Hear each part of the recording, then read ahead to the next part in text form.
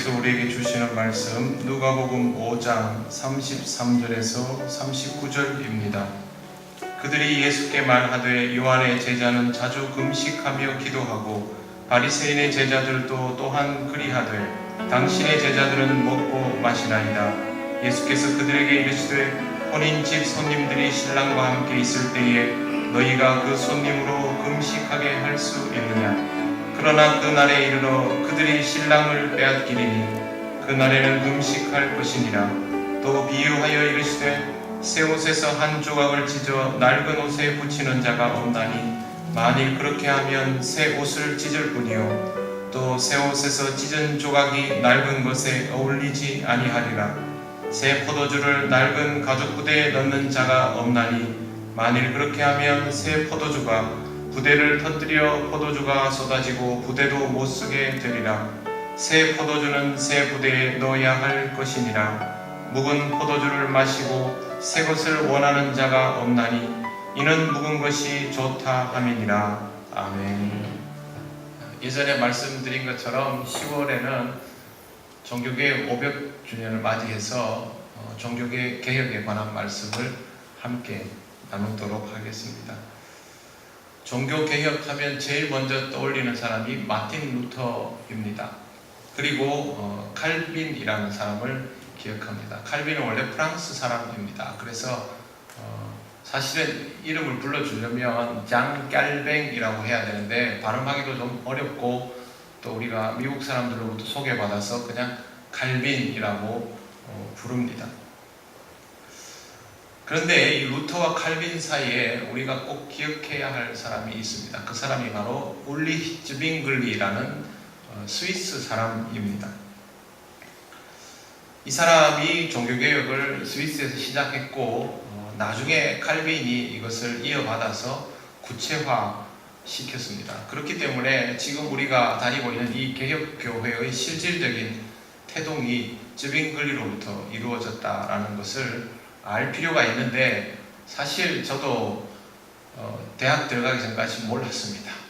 들어가서 교회에 관련된 역사를 공부하면서 조금씩 알게 되었고 어릴 때는 전혀 이름을 들어본 기억이 없습니다. 즈빙글리는 본격적인 종교개혁 이전부터 교회의 문제를 신랄하게 비판하던 사람이었습니다. 그리고 비판만 하는 것이 아니라 개선 방안을 가지고 나와서 실천하는 행동가이기도 했습니다. 그는 설교도 잘했고 성경 공부도 아주 잘하던 사람이어서 이러한 대안들을 제시할 때마다 명성이 더 높아졌고 그렇게 높아진 명성을 가지고 교회를 더 깊이 개혁하려고 들었습니다. 근데 그만큼 논쟁을 많이 하게 되었습니다.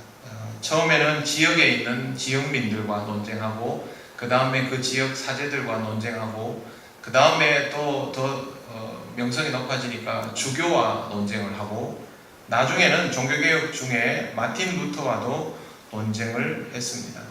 그는 잘못된 것을 잡기 위해서 토론하고 실천하는 것을 주저하지 않는 인물이었습니다. 근데 이런 스타일이면 반대 세력이 많이 생길 수밖에 없습니다. 용병 제도와 여인숙을 문제 삼았던 것이 즈빙글리 개혁의 시작입니다. 스위스는 용병 제도로 먹고 살던 사람들이었습니다. 대부분 지방자치 국가로 형성이 되어 있었고 주변에는 오스트리아, 독일, 프랑스 강대국이 있었기 때문에 거기서 괜히 이렇게 국가를 크게 형성해 있다가는 또 다른 경계의 대상이 되는데 그렇게 하지 않고 작은 도시국가 형태로 있으면서 주변에 용병을 수출을 합니다. 근데 이게 돈벌이가 아주 잘 됐고 스위스 용병은 실력도 있고 신용도도 있는 사람들이어서 돈을 많이 벌었습니다. 바닷가에서 돈 버는 거 요즘은 뭐 그렇지 않지만 바닷가에서 어업으로 벌어들이는 수익은 농사짓는 수익하고는 단위가 다르지 않습니까? 용병 수익이 그 당시로 말하면 지역 주변에 있는 사람들의 수익과는 비교할 수 없는 액수였고 그 수익을 가지고 여인숙에 가서 이제 탕진하는 것이죠.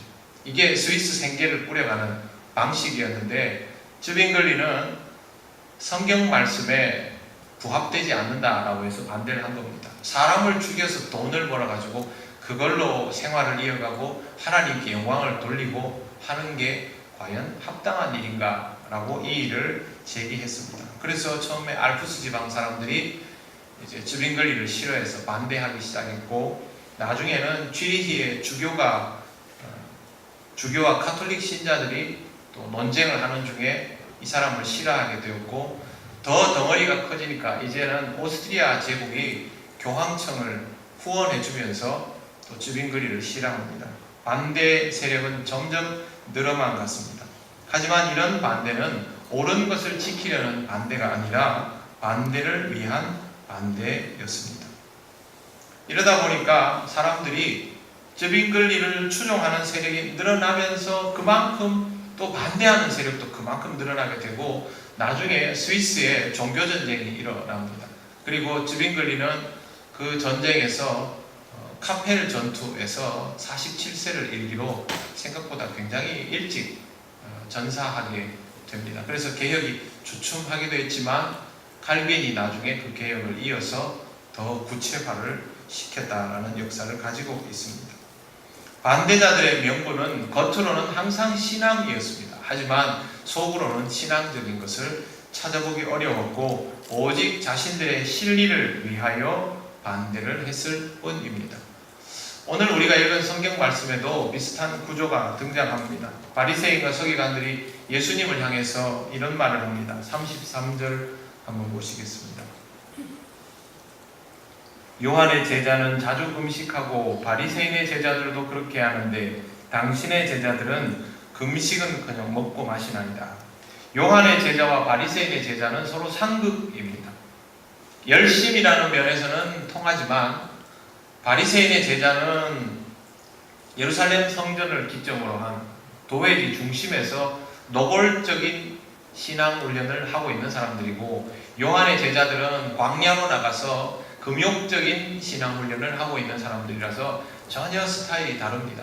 그럼에도 불구하고 이 두 공동체가 금식을 열심히 하는 사람들이라는 말은 이쪽 끝 저쪽 끝이 다 금식을 열심히 하면 이 스펙트럼 안에 있는 유대인들은 전부 신앙생활할 때 금식을 빼면 안 된다는 얘기입니다.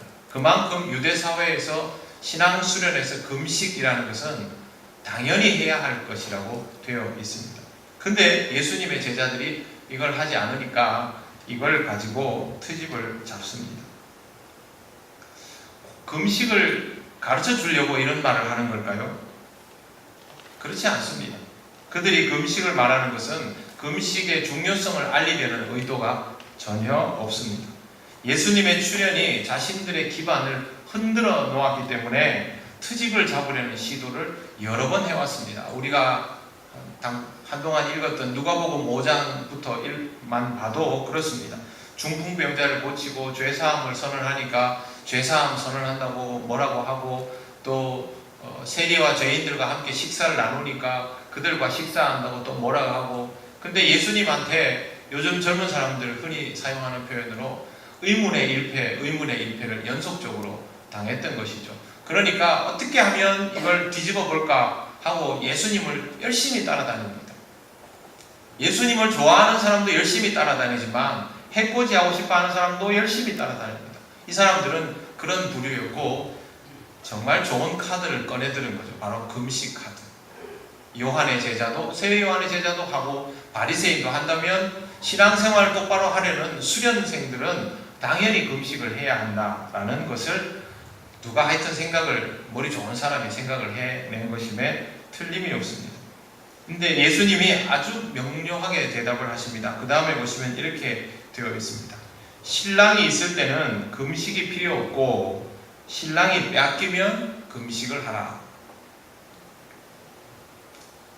이 사람들은 금식에, 지금 바리새인과 서기관들은 금식에 관하여 말합니다. 그러나 목적은 금식이 아니죠. 예수님은 금식에 관해서 말 안 합니다. 지금 이 예수님의 말씀의 포인트는 금식이 아니라 신랑입니다. 기준이 신랑입니다. 신랑이 있을 때는 금식할 필요 없고 신랑이 없으면 금식을 하고, 그러니까 바리새인과 서기관들이 말한 포인트에 끌려가시지를 않았던 것입니다. 금식이 기준이면 어떤 상황에도 금식해야 됩니다. 하지만 금식이 기준이 아니기 때문에 그렇게 할 필요가 없고 상황에 따라서 달라진다는 대답을 하고 계시는 것입니다. 신랑은 바로 예수님입니다. 예수님이 오시면 모든 것들의 기반이 달라져 버리니까 예수님을 기반으로 모든 것을 판단해야 한다라는 것이 바로 이 가르침의 핵심입니다. 지도자가 바뀌면 세상이 달라진다라는 느낌을 받습니까? 미국도 대통령이 바뀌니까 분위기가 확 바뀌었고 우리나라도 대통령이 바뀌니까 분위기가 확 달라집니다. 과거에 내렸던 해석들이 지금 뒤집어지는 것들도 아주 많이 있습니다.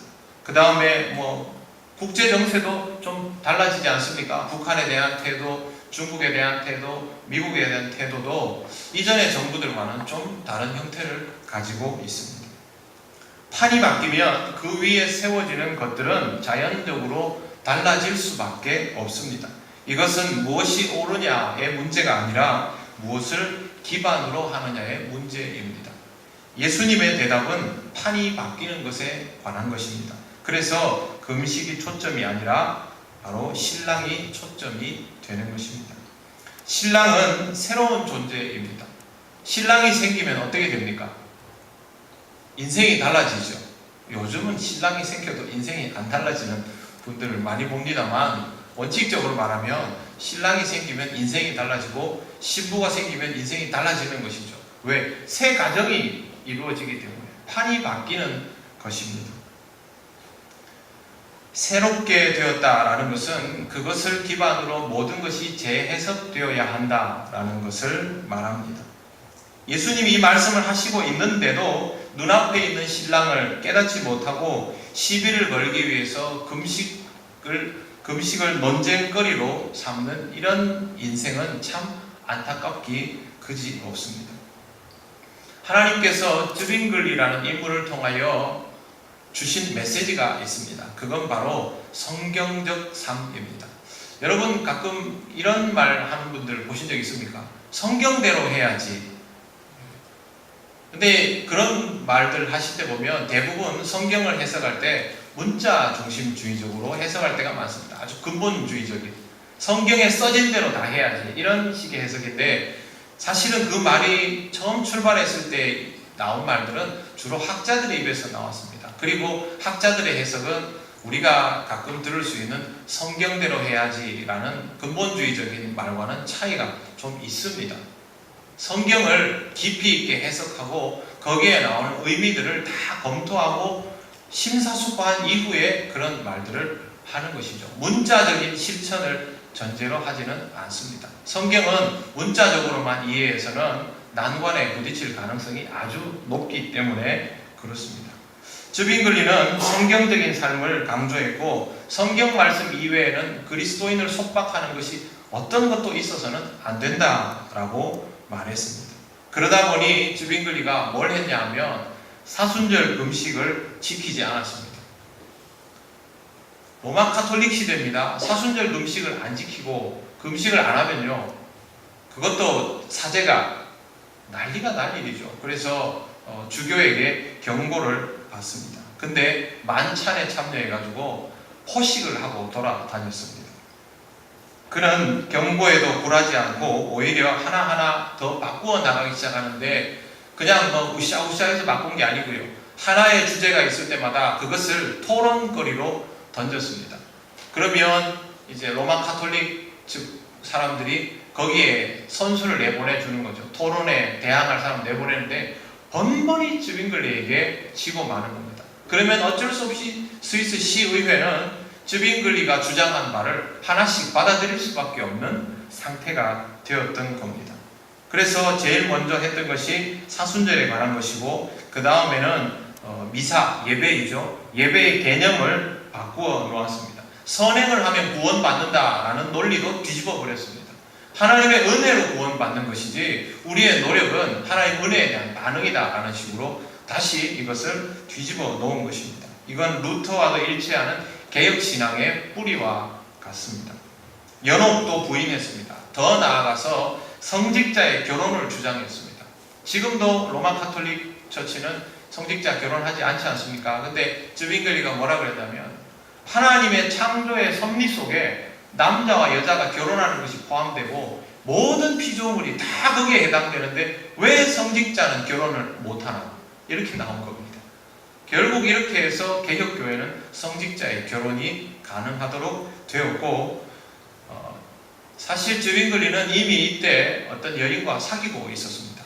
과부와 사귀고 있었는데 안나 라인하르트라는 여인과 사귀었고, 이것을 주장해서 관철시키고 난 다음에 자기가 그 여인과 결혼을 하고 자식을 4명이나 낳습니다. 대단한 인물입니다. 그리고 천주교에서 사용하는 성화도 우상숭배라고 폐지를 시키고, 순환주간 미사까지도 폐지를 시키고, 교회 감독 관할 제도도 폐지시키고, 예배 시간에 라틴어만 사용하는 것도 자기들이 쓰고 있는 독일어로 전부 바꾸어서 일반인들도 다 예배의 내용들을 의미를 알 수 있도록 그렇게 해 두었습니다. 예전과 예식들을 없애고 성경과 맞으면 무엇이든 실천에 옮기고 성경과 맞지 않으면 없애버렸습니다. 심지어 루터와도 논쟁이 붙었는데 그게 뭐냐면 성만찬에서 떡과 잔이 무엇을 의미하느냐에 관한 논쟁입니다. 이건 굉장히 중요한 논쟁입니다. 천주교는 성찬에서 성직자가 집례를 할 때 안수하고 기도하면 떡과 잔이 그리스도의 피와 살로 화한다라고 합니다. 이걸 화채설이라고 합니다. 루터는 그것보다는 한 발 물러서는데 떡과 잔에 그리스도가 공적으로 임재하신다라고 말합니다. 이게 공제설입니다. 떡과 잔에 실제 임재하신다는 거죠. 근데 즈빙글리는 그거 아니다.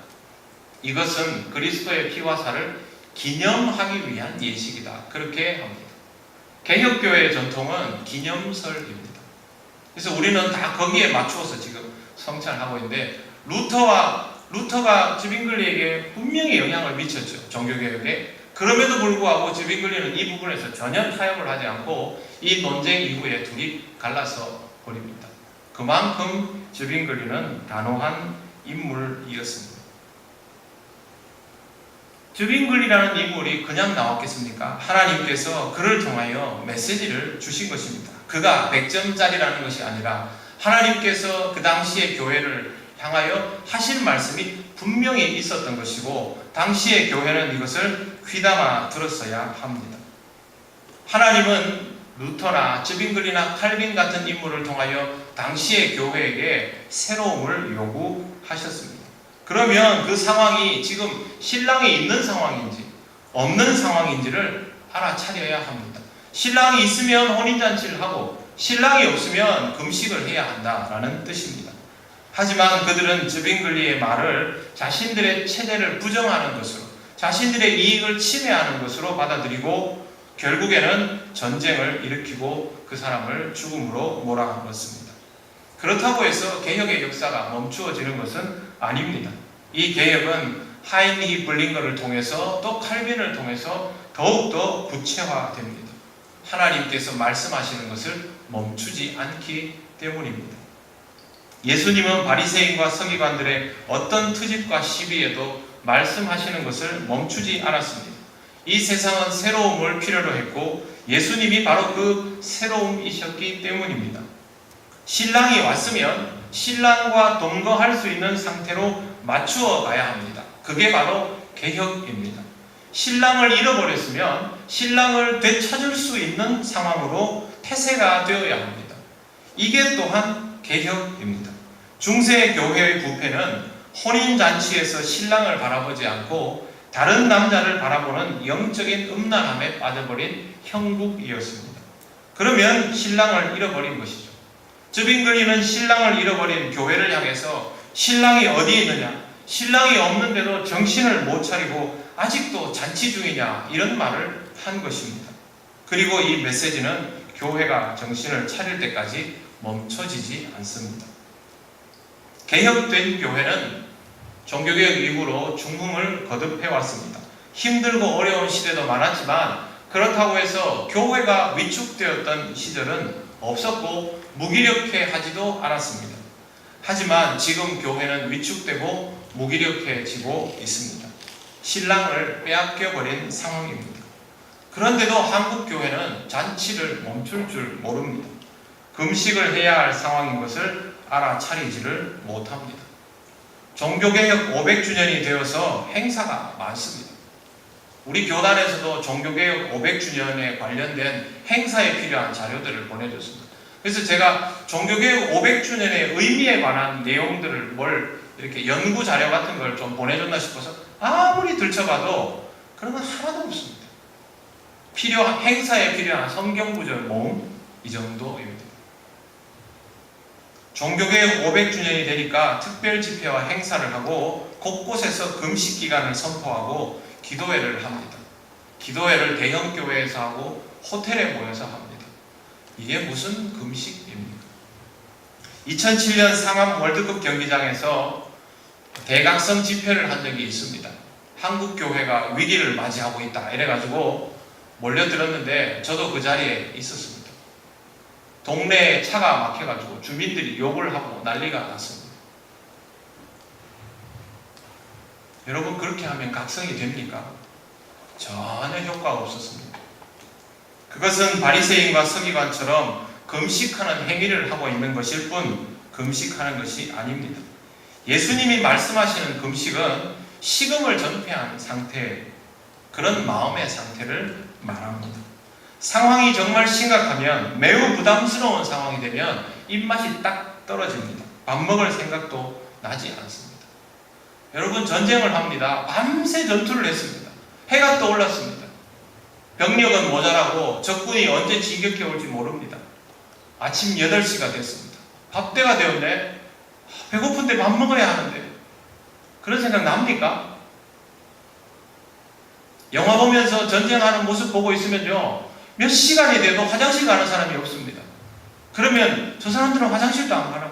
근데 그런 전쟁에 있는 사람이 화장실 갈 생각이 납니까? 그럴 정신이 없는 것이죠. 예수님께서 우리에게 말씀하시는 금식은 바로 그런 겁니다. 어찌할 수 없는 한계 상황에 부딪히면 아무것도 못하게 되는 상태, 우리 스스로 그런 상황인 것을 깨달아라 라는 것이 바로 예수님이 말씀하신 금식의 의미입니다. 저는 부목사 생활을 하면서 10년 정도를 설교 전에 식사를 안 했습니다. 집중력이 떨어져서. 지금은 밥 잘 먹습니다. 지금은 밥 먹어도 긴장감을 유지할 수 있게 되었기 때문에. 근데 그때는요, 정말 식사를 하고 나면 설교도 잘 못하고 식사하면 소화도 안 됐습니다. 여러분, 힘들고 어려운 일 있으면 입맛이 막 돕니까?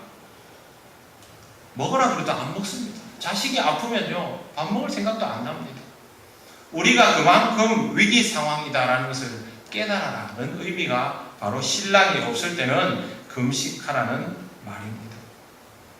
교회라고 하니까 너무 멀리만 쳐다보는데, 교회가 그렇다라는 말은 내가 그렇다입니다. 요즘은 교회 다니는 사람은 많은데 내가 교인이라고 생각하는 사람은 별로 없습니다. 그래서 항상 교회가 달라져야지, 교회가 개혁돼야지, 교회가 이래서 되는데 누워서 침 뱉는 것이죠. 자기가 다니는 교회를 남의 교회인 것처럼 얘기합니다. 세상에 그런 법이 어디 있습니까? 교회가 개혁되어야 한다는 말은 내가 개혁되어야 한다는 말입니다. 내가 신랑을 빼앗겨버린 상황은 아닌지를 먼저 돌아보시기를 바랍니다. 이것이 우선되어야지 그냥 교회만 왔다 갔다 하고 사순절 되면 금식하고 나한테 어려운 일 생기면 금식하고 기도원 찾고 그런다고 인생 달라지는 거 하나도 없습니다. 지금 내 신앙의 상태를 잘 살펴보시기를 바랍니다. 신랑이 없으면 어떻게 해선 신랑을 되돌려 받아야 됩니다. 그리고 여러분의 마음속에 신랑 되신 주 예수 그리스도가 계시면 그때부터는 하나님 나라 잔치를 열어야 됩니다. 세상은 힘들고 어려워도 우리가 주님과 함께라면 하나님 나라 잔치를 열 수가 있습니다. 우리가 그렇게 하다 보면 교회는 달라지게 되어 있습니다. 지금이 어떤 시대입니까? 세상 사람들이 교회를 향해서 손가락질 하느라고 정신이 없습니다. 이런 시대에 우리 교단의 큰 교회도 세습을 하기 위해서 편법을 시도하고 있습니다. 이렇게 해서는 개혁 못합니다. 500년도 못 가는 종교개혁, 그렇게 가려고 목숨 바쳐서 우리 믿음의 선조들이 개혁했던 거 아닙니다. 지금은 매우 영적으로 심각한 상태이고, 그건 바로 우리 자신이 병들어 있다는 말입니다. 먼저 여러분의 삶이 주님을 잃지 않도록 하시기를 바랍니다. 빼앗겼다면 반드시 되돌려 받으십시오. 그리고 주님과 함께라면 어떤 상황에서도 하나님 나라를 맛보면서 새로운 삶을 살아가시기를 바랍니다. 인도하시리